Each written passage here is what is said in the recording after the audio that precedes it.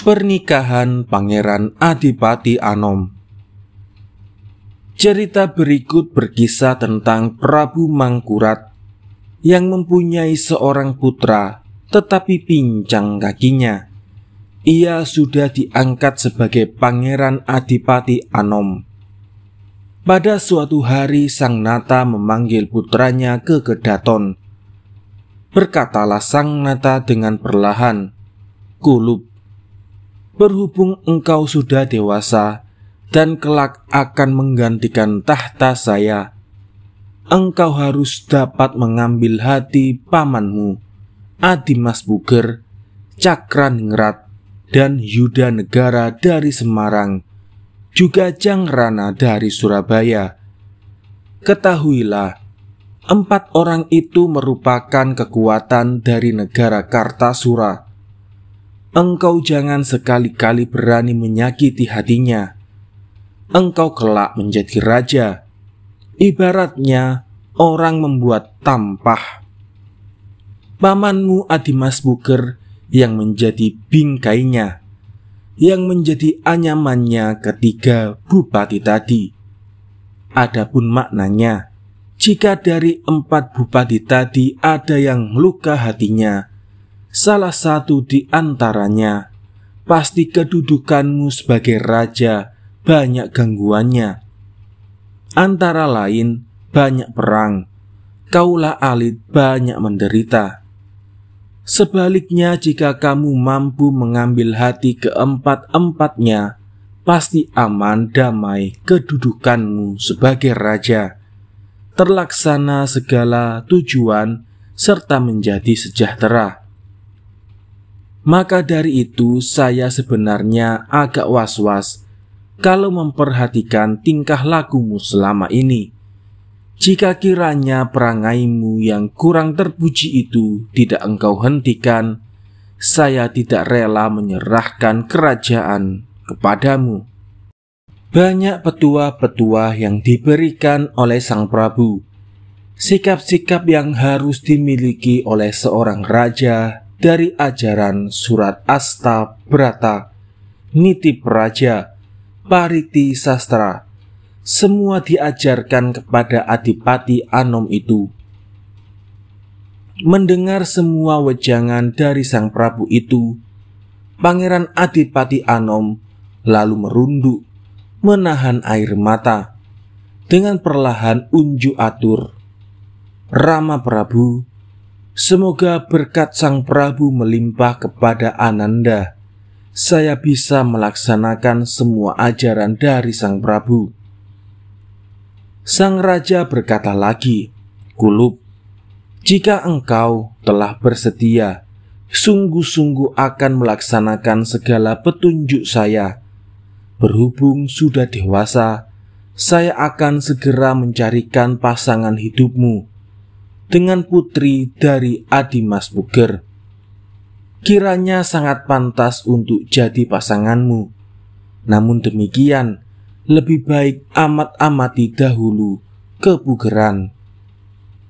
Pangeran Adipati Anom lalu berangkat ke Pugeran. Menurut cerita, Pangeran Puger berputra 12, yaitu Raden Ajeng Lembah, Raden Mas Sudira, Raden Surya, Raden Mas Mesir, Raden Mas Papa, Raden Mas Sungkawa, Raden Mas Sangka, Raden Mas Sudama, Raden Ayu Ayunan, Raden Impun, yang 2 orang masih kecil-kecil. Pada saat itu Pangeran Puger sedang duduk di pendapa di hadapan para putra. Beliau terkejut melihat Pangeran Adipati Anom datang. Raden Mas Sudira segera menyambut di pintu gerbang. Pangeran Adipati Anom dipersilahkan ke pendapa. Pangeran Puger menyambut beberapa langkah lalu duduk bersama di sana. Pangeran Puger perlahan berkata, "Angger engkau datang kemari, tidak memberi kabar terlebih dahulu, saya jadi gugup." Pangeran Adipati Anom menyembah, "Paman Adi, saya diperintahkan ayahanda Sang Prabu supaya berkunjung ke sini." Pangeran Puger setelah mendengar itu lalu tanggap jika ia akan mengamat-amati anak putrinya. Pangeran Puger lalu memberi isyarat kepada Raden Masudira. Dia juga sudah menangkap apa maksudnya. Segera masuk menemui kakak perempuannya, disuruh menghidangkan sirih serta perlengkapannya. Raden Ayu Lembah agak malas melaksanakan, tetapi dipaksa oleh ibu dan saudara-saudaranya. Terpaksa dilaksanakan, tetapi tidak mau berganti busana yang bagus, asal-asalan saja, serta cemberut wajahnya. Ia lalu menghidangkan sirih dan kelengkapannya. Setiba di pendapa, lalu menghidangkan kepada Pangeran Adipati Anom. Pangeran Adipati Anom begitu melihat kepada sang putri, lalu lama tertegun, kagum melihat kecantikannya, lalu langsung jatuh cinta, sebab kecantikannya mirip bidadari dari Suralaya. Pangeran Adipati Anom lalu bertanya kepada pamannya, "Paman, Adi Ajeng Lembah berapakah umurnya?"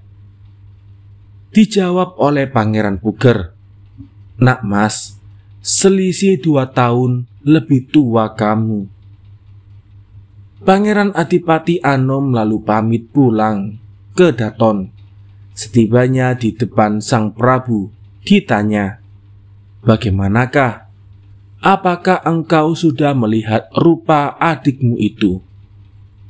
Sang pangeran menjawab, "Saya sudah melihat wajah Adi Ajeng Lembah, serta juga sudah senang. Sekarang saya menyerahkan kehendak ayahanda Prabu." Sang Prabu menjawab, "Kalau begitu, segera engkau akan saya resmikan dengan Lembah sebagai pasanganmu. Tetapi saya berpesan, engkau harus pandai-pandai melayani, sebab calon jodohmu itu masih saudara, sanak, jadi masih seperti saudaramu sendiri." Sang Pangeran Adipati Anom siap melaksanakan petuah-petuah Sang Prabu itu. Kemudian Sang Nata memerintahkan permaisurinya untuk menyiapkan perhiasan pengantin. Para bupati juga diperintahkan untuk menghiasi alun-alun. Setelah beres semua, pagi harinya dilangsungkan pernikahan di Kedaton. Pada sore harinya, para bupati beserta istrinya diperintahkan menjemput pengantin putri ke Pugeran serta membawa joki. Raden Ajeng Lembah sudah dirias. Ia sebenarnya menolak untuk diboyong ke Kedaton, tetapi dipaksa oleh ayah dan ibunya. Raden Ajeng Lembah itu akan menolak, sebab dia sudah tahu watak Pangeran Adipati Anom yang mudah marah, cemburu, iri, urakan, semena-mena, sok kuasa. Sang putri di dalam batin sangat prihatin. Setibanya para penjemput, sang putri lalu dinaikkan ke joli dan dibawa ke Kedaton, diturunkan di depan pintu dalam istana.